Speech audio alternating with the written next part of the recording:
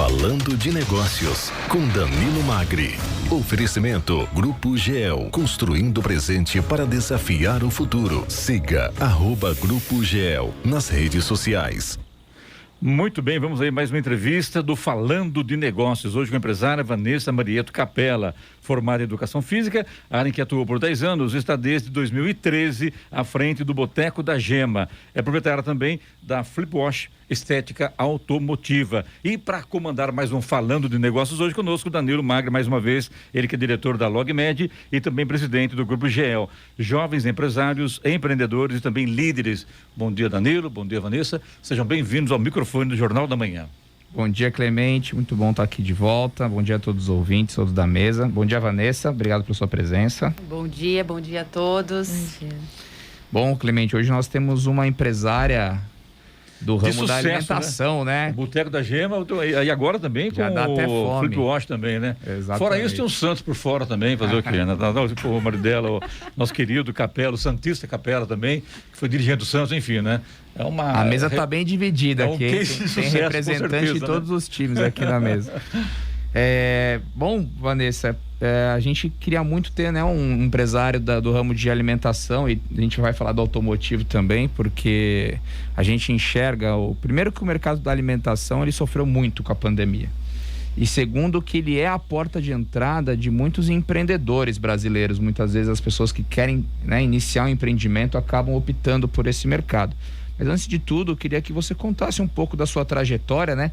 Como que uma profissional de educação física resolve empreender e vai parar no ramo tanto alimentício quanto automotivo? Olha, é uma mudança drástica, né? Eu trabalhei na área por 10 anos e depois já gerenciei uma estética automotiva de um primo meu que na época adquiriu, nós morávamos em Santos. E ali eu toquei o negócio dele por 1 ano, fiz aquele negócio crescer, sem conhecer também, aprendi ali na garra como era lidar com aquilo, e eu gostei. Na sequência, isso foi em 2012, comecinho de 2012, veio uma proposta da gente empreender aqui no Vale, de montar uma cervejaria no ramo voltado mais para alimentação, não só a cervejaria em si, mas algo que abrangesse a família, né? E nós montamos, na época, uma franquia dessa cervejaria. Acho que todos conhecem, foi a Cervejaria Devassa na época. Isso.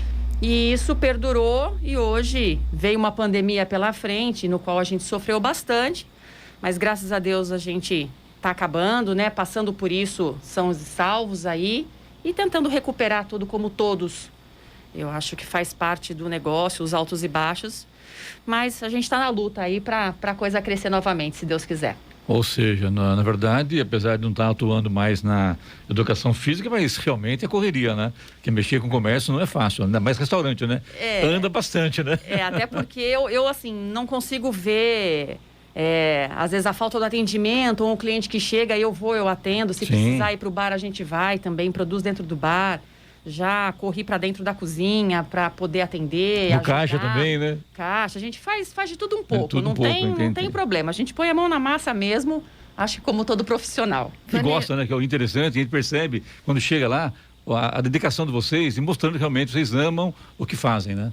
A gente está lá todo dia, eu trabalho... você e o próprio Capella também, né? Ele o também? Capella agora está um pouquinho mais afastado do boteco, né? Mas eu tô lá todos os dias à frente, e se eu não estiver no salão, eu tô no escritório resolvendo as coisas internas, né? O que é necessário do dia a dia, a parte financeira, administrativa em si. Vanessa, você é de Santos, né? Como você falou, ajudou um negócio lá do seu primo, mas por que a escolha de São José dos Campos para montar o seu negócio? Olha, São José, primeiro que a proposta veio, né, para cá mesmo, exatamente dentro do Colinas.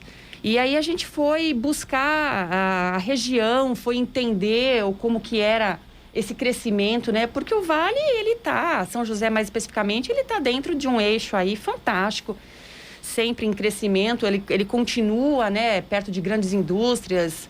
Então é o eixo Rio-São Paulo aí que eu acho que todo bom empreendedor, quem tem um pouquinho de conhecimento e basta ler um pouquinho, a gente vê que São José tem muito a oferecer. Então, eu acho que a gente buscou o lugar correto para isso. Já são quase 10 anos na área, Vanessa. Como é que é, de repente, você partir para sair do negócio e vai sair não só do negócio, partir para um outro negócio próprio e fora do município? Como que é empreender nessa hora? Bate aquela insegurança, aquele medo, a coisa não dá certo, tem que voltar. Como é que funciona isso? Como é que funcionou isso na vida de vocês? Olha, bate, né? Acho que toda mudança, né? Ela gera uma expectativa e, ao mesmo tempo, o medo. Mas quando a gente teve essa proposta, foi a primeira coisa a conversar entre eu e o Capella e definimos seguir, né, nessa empreitada.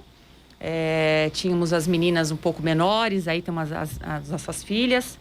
Mas nós viemos acreditando justamente por São José ter uma cidade segura, uma cidade planejada. A questão da parte da educação é fantástica. Então, assim, nós tínhamos uma estrutura, né, que poderia nos dar essa tranquilidade para a gente conseguir trabalhar de fato. Então, acho que isso foi um grande divisor aí, foi uma grande ponto positivo para a gente definir por aqui. São quantos filhos?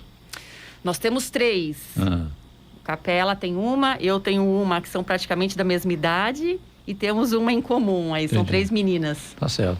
Danilo? Muito bom. Vanessa, você falou algo no meio da sua explicação que me chamou a atenção. Que o Boteco da Gema começou como uma franquia, né, da cervejaria Devassa, e em 2018, se eu não me engano, vocês optaram por seguir vida própria, com marca própria. Muito empreendedor começa com empreendedorismo de franquias. Então, o que você tem a dizer sobre o modelo de franquia e o modelo de marca própria? Os pontos positivos e negativos de cada um, como é que foi para vocês, né, estar sob a direção de uma franquia master e depois agora com marca própria? Consegue elucidar um pouquinho o dia a dia de vocês em cima desses 2 modelos? Olha, a questão da escolha da franquia, eu acho que como tudo, né? Você tem franquias e franquias. Então, no nosso caso, a questão da cervejaria Devassa, a opção por ela, primeiro que era um nome muito forte. Então, quando você opta pela franquia, por trabalhar com uma franquia, você tem que estudar como que essa franquia ela já está no mercado. A franquia ela pode te dar um respaldo muito grande, porque você já inicia o teu trabalho com uma marca forte, então ela por si própria fala, e você não precisa fazer grandes divulgações, né? Porque o nome ela vem já bem colocado no mercado. E é esse cuidado que eu acho que as pessoas precisam ter. Não é simplesmente falar que é uma franquia e que aquilo vai dar certo. Nós sempre trabalhamos dentro dos moldes da franquia, como a gente sempre brincou, nós sempre tivemos nossas portas abertas. Então, pela relação que nós tivemos junto ao grupo que cuidava da cervejaria Devassa, que cuidava das franquias, nós chegamos a ser até um restaurante modelo para eles. Então, quando eles precisavam lançar um cardápio, eles nos pediam, vinham até o nosso restaurante para poder treinar, ou para poder testar, ou para poder montar de fato esse cardápio e depois abrir isso para os outros restaurantes, para as outras cervejarias, né?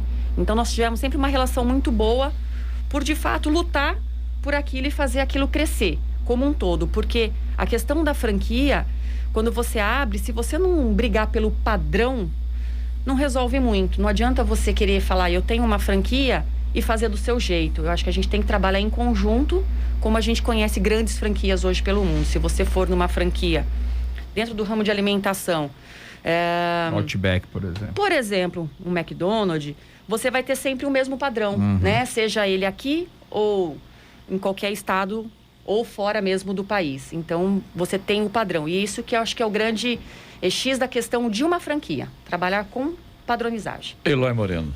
Vanessa, o Danilo comentou agora há pouquinho, falando exatamente sobre essa questão de que o ponto de entrada dos empreendedores, a maioria deles, principalmente nesse momento que a gente está passando de pandemia, infelizmente de muita gente perdendo os seus empregos, né? É exatamente a área de alimentação.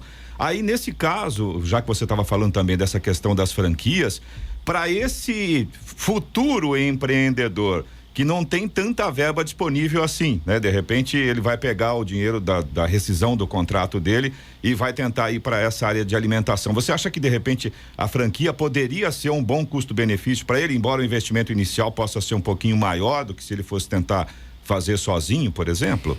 Eu acredito que sim, porque é muito mais, eu acho que é muito mais certeiro, vamos dizer assim, né? Você começar com uma franquia que tenha, e justamente vem essa questão do estudo, você ter, buscar por esse nome já colocado, né? Consolidado, ele já está consolidado exatamente no mercado, do que você iniciar com algo... Do zero, do né? Do zero. Tudo vai depender exatamente do ramo que você... Não do ramo, mas... daquela linha que você vai seguir, né? Seja a pizza ou, de repente, a parte de doces ou um café. Mas eu acho que você vem com uma estruturazinha já pré-montada, vamos dizer assim, né? Então, eu acho que facilita um pouco. Então, obviamente que depende do que você tem de verba. Mas você tem hoje franquias de negócios menores, né? Que são microempresas ali, que você consegue trabalhar já com franquia essa e base, que te dá essa base, pelo menos... Por um custo mais acessível, uma né? noção, eles te dão alguma coisa mais embasada e algo para você, um norte, né? De como você dar os primeiros passos. Falando de Negócios, com Danilo Magri. Oferecimento Grupo GEL, construindo o presente para desafiar o futuro. Siga @Grupo GEL nas redes sociais. Muito bem, hoje falando de negócio, a presença de Vanessa Marieto Capella, do Boteco da Gema, também do Flip Wash. Vanessa, antes do intervalo, falou para você, perguntou sobre aquela pessoa, aquele empresário que de repente saiu do emprego assinada, pegou a rescisão contratual e partiu uma franquia. Eu sempre acho que isso é bom, mas ao mesmo tempo, se não é do ramo, tem que tomar muito cuidado, porque tem franquias e franquias, né?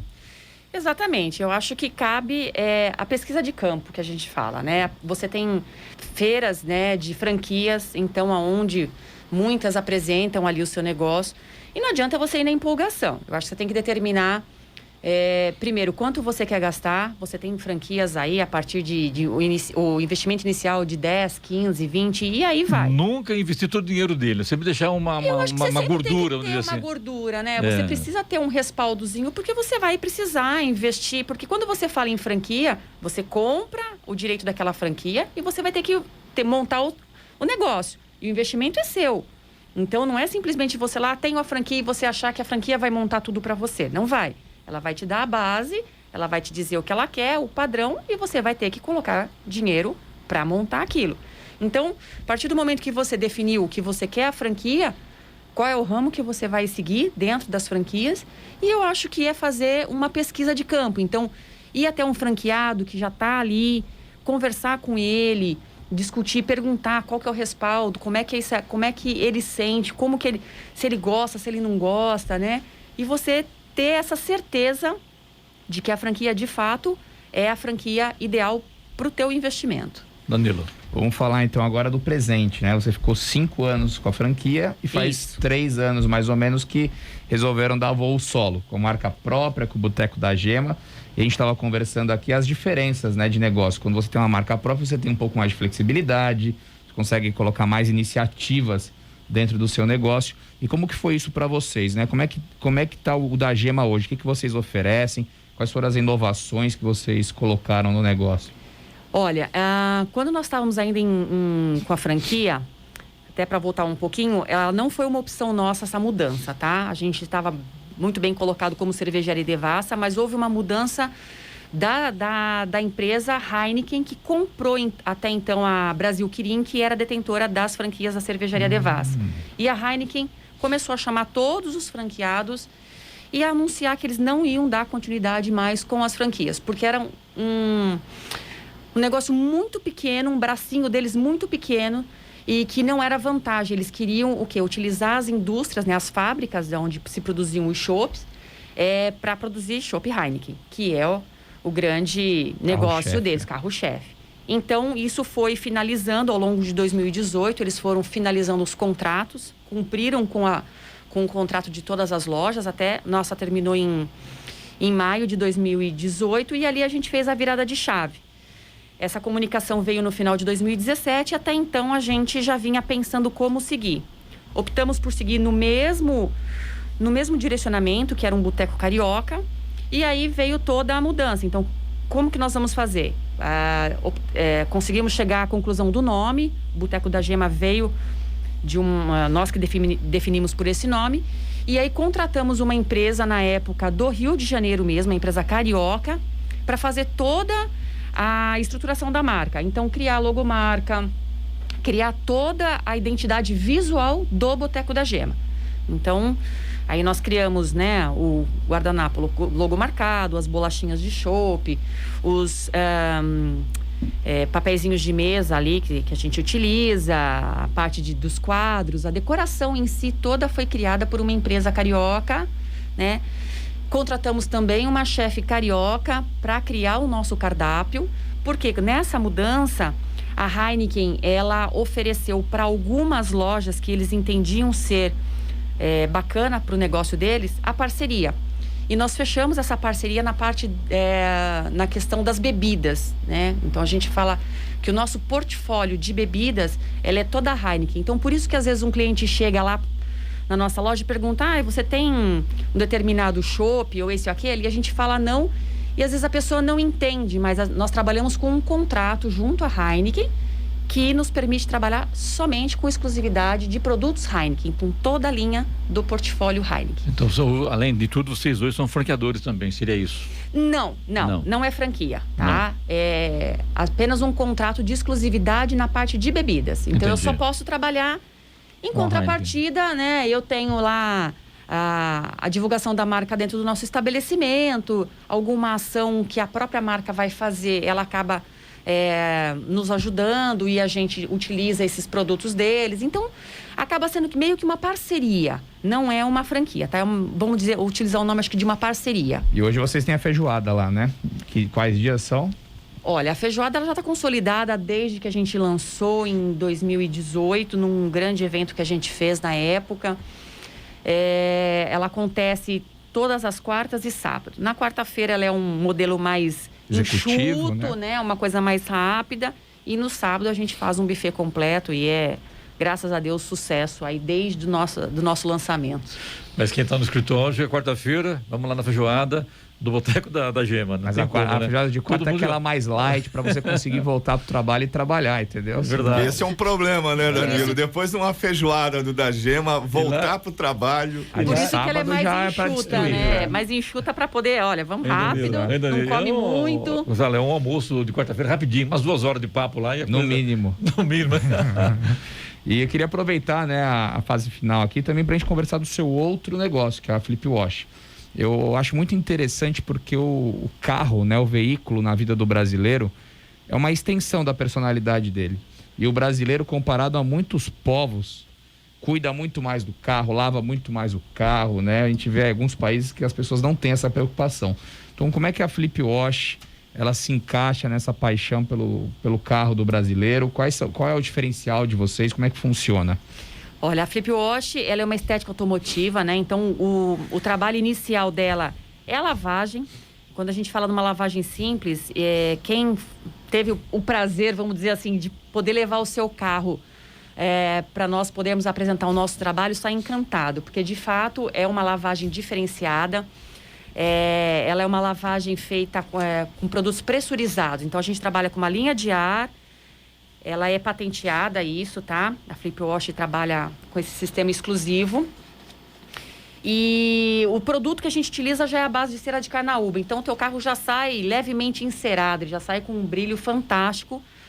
E toda a técnica que a gente usa, que a gente aprende em treinamento, enfim, para fazer no carro do cliente, ele é totalmente diferente do que os lava-rápidos fazem convencionalmente. A gente não imagina o quanto é maléfico para o carro, vamos dizer assim, utilizar água e não produtos específicos, porque a água que a gente usa ali na lavagem, ela é uma água contaminada, né? É uma água de linha, ela não é uma água mineral, é uma água tratada. Então a água, ela tem poluentes, ela tem resíduos e ela deixa isso no carro. E quando a gente consegue fazer e depois mostrar para o cliente que, olha, como o teu carro está manchado, está arriscado, pela utilização de produtos inadequados, pela utilização do próprio pano que se utiliza, não ter o cuidado e da água, é um diferencial tremendo aí o que a Flip Wash tem a oferecer. Bem Bom, interessante. só lembrando que o Boteco da Gêmea também e o Flip Wash estão lá no Shopping Colinas, é isso, né? Isso. Aliás, é Dentro do pacote Colinas. completo, né, Vanessa? É isso, deixa o Você carro vai pra comer lavar. uma feijoada no Boteco da Gema, deixa seu Deixa o carro no Flip Wash, aí quando você voltar, o carro tá limpinho. Exatamente, porque como o Danilo falou, a questão de ser a extensão da vida da gente, porque dependendo de onde você mora e onde você trabalha, você passa horas, né, do seu dia dentro do carro. Então, acho que a gente tem que estar, pelo menos, com aquele ar dentro do carro limpo, aquela sensação de Cheiroso mesmo, né? cheiroso, de conforto, né? Falando nisso, Vanessa, já que você falou no carro limpo, vocês têm também a oxisanitização, né? Que é um processo para eliminar os germes, os vírus de dentro do carro, né? Exatamente. Como é que funciona isso? O ideal é que o carro seja feito uma higienização interna, né? Esse para fazer um tratamento completo, né? Vamos dizer assim. Fazer uma higienização total do veículo por dentro, onde vai se lavar a parte de teto, estofamento, fazer todo esse trabalho e aí fazer a oxisanitização, que é um equipamento que é utilizado dentro do veículo. Ele vai ficar lá um determinado tempo com o carro fechado e esse ar, né, que quebra as moléculas de oxigênio para matar todos os vírus, bactérias, inclusive o coronavírus, tá? Ele tem uma eficácia de 99,9% para matar vírus, bactérias e fungos, enfim, o que há. E fora o que ele também ajuda na retirada do cheiro, do mau cheiro. Então, às vezes, um produto que caiu dentro do carro, né? Sujeira de alimento de criança que ficou, e ele, às vezes, um leite que derrubou, ele consegue eliminar esses odores dentro do veículo. Inclusive, você que é ouvinte da Jovem Pan pode ganhar uma oxisanitização para você saber na prática como é que é. É só ouvir a Jovem Pan. E só me resta agora agradecer a Vanessa Marito Capella aqui, falando negócios hoje, que realmente foi um papo bacana, mas o tempo é curto, infelizmente. Vanessa, muito obrigado, abraço aí ao Capella e sucesso você em todos os seus negócios. Eu que tenho a agradecer a oportunidade de poder falar um pouquinho. A gente sabe que é vasto, né? A conversa, se deixar, ela vai longe. A gente pode falar muita coisa de ambos os negócios, mas só tenho a agradecer a oportunidade de poder apresentar um pouquinho do nosso trabalho para vocês. Bom dia, obrigado, Danilo. Bom dia, até semana que vem. Até semana que vem.